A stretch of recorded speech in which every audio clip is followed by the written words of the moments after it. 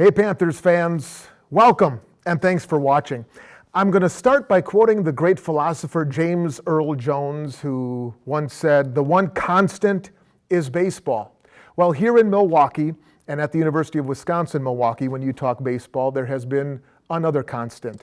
This guy right here, Scott Doffek. 58 years of Panthers baseball, the last 29 he has been involved, but not anymore. Retirement, the R word. It's official. Coach, thanks for doing this. Thanks for sitting down. Thanks for giving us a chat. Let's start with your decision, your announcement, what went into it. I'm sure a lot of soul searching and whatnot, but kind of take us through that thought process.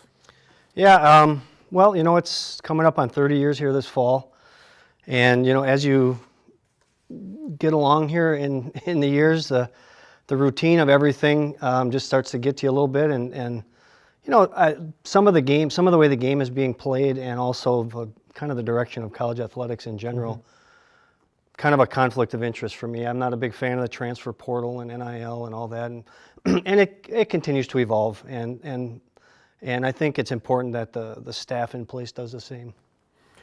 When did you know, or when did you start thinking that this might be the right time to wind down? Yeah, I don't really know if I can pinpoint a day or a time, or it's just, I think when it feels right.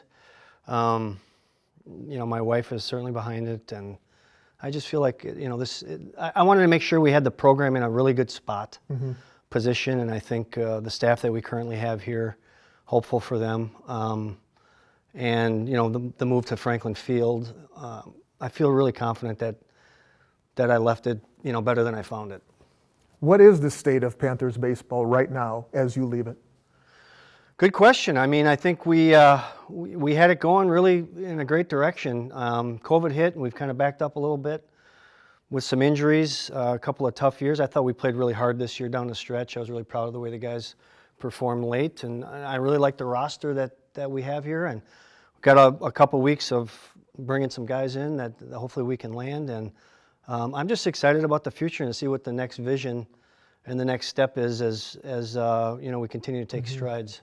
Well, I want to get into that and what the future holds for you, and if you're just going to step away altogether or still maybe try to find a way to stay involved in something that you've been involved in forever. I guess, have you thought about that? I mean, when January, when February, when spring rolls around of 2024, and for the first time since, I don't know, you were 7 or 8 years old as a little leaguer, that you won't be coaching or playing per se. Have you thought that far in advance yet or not yet? Maybe a little bit. It's crept in there a little bit. I mean, baseball is really all I've ever done. I mean, from, like you said, 5, 6 years old. I can promise you I'll still be in and around the game at some capacity. And even if it's just me going outside and playing catch with the wife in February, we're going to do something. But we'll get it, I'll be around the game for sure. I'm going to go back, if we could, for just a moment. You started at Heartland Arrowhead High School. You played baseball, obviously, and football. What advantage did that give you by being a two-sport athlete? And do you see as much of that anymore? Yeah, looking back, so I was at Arrowhead. We call it the U now because it's like a university. I mean, there's 3,000 kids there, and football's king. Certainly, and I had a chance to play a few years of that, as well as basketball and baseball. And I think back then, that's just kind of what you did. If you were an athlete, when the snow would melt, you'd start playing catch outside, and the games would start up, and then the fall would turn a little crisp, and you'd go play backyard football, and then it was basketball season. I just think that's what you did. But as sports have evolved, they've become a year-round entity now, even in the north here with the all the indoor training facilities and the travel ball and showcases and all that. It is ultimately a 12-month process now, and very, very hard to find multi-sport guys. I'm very much attracted to them as a coach. I think a well-rounded athlete, they're able to handle adversities in a different way. Their bodies move maybe a little bit more effortlessly in some ways, and they can ultimately have figured out how to compete. And so, yeah, it is a different time for sure. You're a local product. obviously Heartland Arrowhead, and then JUCO ball at Waukesha County Community College. You led the nation in batting. .539 was your batting average that sophomore year. What went so right for you when you think back maybe to that year specifically? Oh, God. Well, I mean, you've got to catch a lot of breaks to do that. We just had a great bunch of guys. Played hard, had fun, and if you hit 450 or you hit 550, some of them went through, some of them didn't. I mean, I can't put a mark on what that was. Luck, I would say. How often do you hearken back to your playing days, high school, JUCO, professionally? How often would you hearken back in your coaching years? Well, I think, your formative years shape you as a person, as a student, and certainly as an athlete. And so all those experiences, whether it's high school, travel ball, although we didn't have that, junior college baseball, 4-year baseball, professional baseball, all the experiences that you can gain on the field, I think are going to shape you first as a player, and then ultimately just being around the game as a head coach or an assistant coach, then into a head coach. It's just all those experiences that shape you and kind of form a philosophy of how you see the game through your eyes. And that's a tricky part of coaching is we see the game through our own eyes and our own experiences, and trying to translate that into somebody else's eyes can be, I really think that's what coaching is. Because it's a very tough transition sometimes to see the game and be able to communicate it in a way that they understand it and they can apply it through their own skill set and their own vision. Who inspired you? You talk about those formative years. Yeah. Who was a name or two that immediately popped to mind? Well, in my family, sports is what you did growing up. So my father, my grandfather, big baseball players. My brother was certainly my idol as a baseball player growing up, and that's just what we did.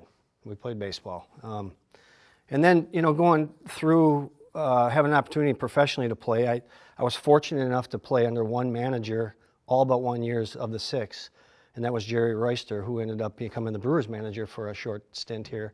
But he was an 18-year major league player, utility guy, kind of similar to myself, and he just kept taking me along with him as we kind of climbed the ladder, through the organization, and I learned a lot about the game through him and through his vision and his words and ultimately his leadership. So you worked those 5-6 seasons in professional ball, and then the opportunity to be a coach here at UW-Milwaukee is presented. Before we talk about the early formative years of Panthers baseball at the Division I level, did you know you wanted to coach? Was there some seed planted at some point that you thought, this coaching thing might be something I'd like to get into once I'm done playing? How did that play out? Yeah, it's a good question. I actually think about that quite often. How did I end up here? Like it is quite interesting. So when I was playing in the off season, we had an indoor training facility. Coach Bigler's father actually owned it, and I would do private hitting lessons and some instruction with younger kids, even though I was still playing. I just did that in the off season, and I learned pretty quick that I liked it, and I was able to. I felt like I had a pretty good handle on being able to communicate some of those things that we talked about earlier, and getting some of that information that I had built up in those experiences and translate those into younger people. And then at the same time, Jerry Augustine was doing kind of the same thing. He was pitching in the big leagues at the time with the Brewers, and he was doing some of the instruction in the winter, and that's kind of where we struck up a friendship and a relationship, and the rest is kind of history there. But as you're talking, you bring up a really good point, because a lot of people have the knowledge, but it's one thing to have the knowledge and then be able to effectively communicate it to other people such that they can succeed. Why were you able to do that? Why have you been able to take that knowledge base and then communicate it to generations of college athletes? Yeah, I don't know. Some may say that I couldn't. I mean, I'm serious when I say that. I mean, you don't touch everybody. You do your best and try to mold, with the athletes that you bring in and open lines of communication. And I think just them knowing that you've lived in their shoes helps a little bit. But as the game evolves, you have to evolve even though you're not playing anymore. And I got to a point here where it just was harder to have that communication piece. And the evolution of the game itself has changed quite a bit. And so that's where it started to get a little bit tricky here. And so I think that's why we're sitting here today. A good reason. So the 1995 baseball season with Jerry Augustine in his first year, a Hall of Famer here at UWM, you joined his staff. How would you describe those first few years with Augie and in the infancy of a Division I program, really? Yeah, infancy is an understatement. I mean, we were starting from absolute scratch. Had nothing, no budget, no field, no players to speak of. We started from scratch. So he was just trying to start up an insurance business at the same time, so super busy. And I was running an indoor facility at the time and very busy, and had a young daughter on the way, and so it was just a lot of work. But I mean, we had just the greatest kids, players, athletes who wanted to make something of this place. And they went to battle every single day. And it was a battle, from where are we going to practice to what time are we going to practice to we have no equipment to all of that stuff that we had to kind of start from scratch. And, we got better fast, which was really cool to see. And they deserved all the credit, honestly. And a lot of credit goes to Augie to sticking it out, because he put a lot of time and energy, and I can tell you didn't get paid to do it. So, he deserves a lot of credit for where we're at. You talk about getting better fast. You guys come in 95, and in 1999, 4 seasons later, you win your first conference championship, you get to the NCAA tournament, and in that first game of that opening round, you beat the #1 team in the country in the Rice Owls. What do you remember most about that day, about that game, all these years later? Well, you look back at those guys, and I'm still in contact with a good portion of that roster. I think it was 30 guys on the team we had that year, and I believe every single one of them was from Wisconsin. Maybe one Illinois kid. And so that was just 95, 96, 97, 98 coming to fruition, and, trying to build a culture and find some athletes that had some toughness that could deal with some of the adversities that we had to have here. But when I think about that game, we got down early, and we just had a bunch of dudes that were tough-minded, darn good baseball players. You get the head job in 2007, and the last 17 years you've held that role. You talked about the game changing. From then, even from 95 till now, I think most baseball fans recognize the changes that the game has undergone. But at a real granular level, how would you contrast the sport then versus now as a collegiate coach? The game itself? Well, it's become, first of all, it is a 12-month-of-the-year thing. And I guess as a Division I athlete in 95, it was. But even more so now, it is the weight room, it's diet, mental health, all the different support things. And then you go ahead and you throw in the analytics of the game and the information that is at your fingertip. It's a night and day different game. It's, if you listen to talk radio, fans are throwing out batting averages and they're wondering why so-and-so is hitting 300, way under 300. It's just a different game. They know where to pitch you, they know where to play you, they have information that they didn't used to have. And they always had scouting reports and such, but it's to a whole nother level now. So if you see a guy hitting 300, they're doing something, they are evolving along with the game, and they're outrunning the analytics, but they'll catch them. So the game certainly has changed and evolved. Has your style changed? Has your coaching style, would you characterize it as the same throughout, pretty constant throughout, or have you noticed yourself, I got to change with the times too? Well, I think on the field for sure, there's swing path thoughts that are way different than they used to be. I think social media bombards these athletes today with, power, velocity, launch angle, how to create that. And, the game is still, it's still won and lost with a guy in the mound trying to beat the guy in the box, right? And so it's still, ultimately, it's still just a competition of wills. And I think that can be lost a little bit now. And that's a little bit unfortunate, but I don't put it on the athletes at all. I mean, they're just a product of their environment, and that's the world they live in. It's easy as an old guy to sit here and say, well, kids are different now. Well, I don't think kids are different. I do think the way you communicate with them is different. The way they hear you is different than it used to be, for sure. And so you have to evolve with that if you want to be effective. Your coaching staff over your time as head coach has pretty much always had ties to this program. Why is that important? Why was that important to you? And is that something you sought to do year in and year out? Well, I think if you just look at, I'll start with Coach Bigler, right? I mean, he was an alum here, was a very good pitcher here, was a draft with the Pittsburgh Pirates. I've known him and his family for a long, long time. And so that doesn't mean you hire a guy like that. Why you hire him is because, first of all, he's just an incredible human being. Great person, comes from a great baseball family, and he is a student of the game. Great communicator with his athletes, and he does a great job of evolving with both the athletes and the game. And so I don't think you're going to be able to find a better person who's better suited for that.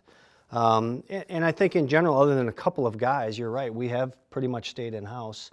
Some of that might be financial. But a lot of it is they just have our respect. I think they'll do a good job, and they have done a great job, and they're great people. And I think that's what you want to have around your baseball program, around any of your programs, is just really quality human beings who, are in this for the right reasons. And, our goal ultimately is through the sport of baseball is to be able to train and teach life skills that are going to be able to go on and use and become productive husbands and fathers and employment opportunities for others. And so, making sure that we find that type of person was really important. And then you couple it with the baseball acumen that they had, great fits. And so just been so fortunate, incredibly fortunate to have those people. We don't have the time to go through the myriad of players, the All-Americans, the All-Conference honorees and whatnot, but there is one name and one player I do want to ask you about, and that's the first ever Panther to make a Major League Baseball roster, to play in the major leagues. That's Dalton Varsho. He did it in July of 2020 with Arizona. Now he's a member of the Toronto Blue Jays. What is the Varsho effect, I'll call it, on this program and on the future of this program? Well, that might be yet to be determined, but I think what you can say comfortably here is that, we've had a lot of guys become drafted by major league teams or sign professional contracts, but he's the first one that can say they came through here, they were drafted, and they found their way to the ultimate goal. And so it can be done. And so I think what that does do is that gives you a roadmap and a path for success, and people can see that it can be done, and you don't have to be in the SEC, in the South, and it's right there in front of you if you're willing to put the work in and you have the talent, and of course it starts with that. But, in Dalton's case, yeah, he has the talent. He has incredible game instinct, but he's got a work ethic that's made the difference, and that's why he's there. And it's part of your legacy too. Well, he's part of our legacy together, so, we're just so proud of him.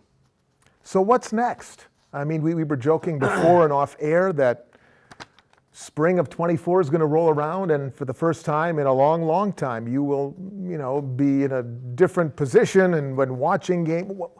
What's next? You're going to travel with the wife? What are the plans? Yeah, we do love to travel, so I'm hoping to do a little bit of that. But I'm going to just take a couple of months and just kind of figure this out and reset button.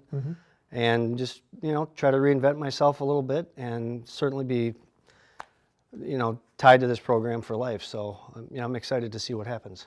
Okay, I've got one more question for you. Okay.